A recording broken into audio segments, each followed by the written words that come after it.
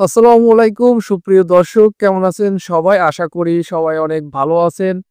যে যেখান থেকে ভিডিওটি দেখতেছেন সবাইকে শুভেচ্ছা জানাচ্ছি আজকের ভিডিও থেকে। আজকে হাওয়ালি নিরাপত্তা অভিযানে ১৫০০টিরও বেশি ট্রাফিক লঙ্ঘন এবং ১৫ জনকে গ্রেপ্তার করা হয়েছে। তার মধ্যে ৬ জন ওয়ান্টেড ব্যক্তি, পলাতক ৫ জনকে গ্রেপ্তার, পরিচয় ছাড়াই আটক ৪ জনকে।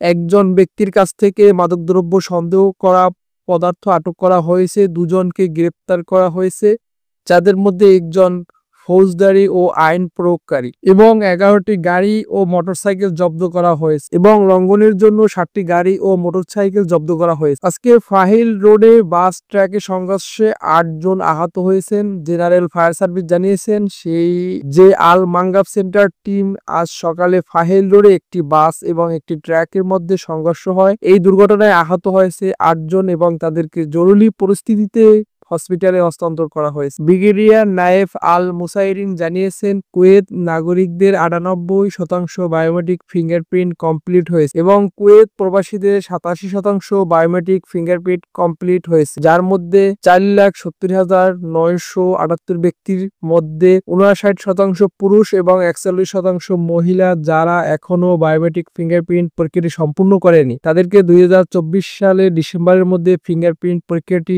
সম্পূর্ণ করার জন্য বাধ্যতামূলক করা হয়েছে। কর্তৃপক্ষ অবৈধ শ্রমিকদের আশ্রয় দেওয়ার বিরুদ্ধে ক্যাম্প মালিকদের সতর্ক করেছে। কুয়েত জেনারেল ডিপার্টমেন্ট শ্রম আইন লঙ্ঘনকারীদের গ্রেপ্তারের জন্য মাতলা, জালিব, আল সুয়েক, ফাহিল এবং মাহাবুল্লাহ সহ একটি ব্যাপক নিরাপত্তা চালিয়েছে। সাম্প্রতিক অভিযানের ফলে ১৪০ জন ব্যক্তিকে গ্রেপ্তার করা হয়েছে, যারা তাদের নিয়োগকর্তাদের দ্বারা পলাতক বলে রিপোর্ট করা হয়েছে। ১৪ জন বিভিন্ন অপরাধের জন্য এবং ১৮ জন যারা বৈধ শনাক্তকরণ নথি উপস্থাপন করতে ব্যর্থ হয়েছে, তাদের সবাইকে প্রয়োজনীয় আইনি ব্যবস্থার জন্য সংশ্লিষ্ট কর্তৃপক্ষের কাছে রেফার করা হয়। এই ছিল আজকে কুয়েতের সর্বশেষ খবর। সবাই ভালো থাকবেন, সুস্থ থাকবেন। আর আপনি যদি কুয়েত প্রবাসী হয়ে থাকেন, চ্যানেলটি সাবস্ক্রাইব করে আমাদের সাথেই থাকবেন।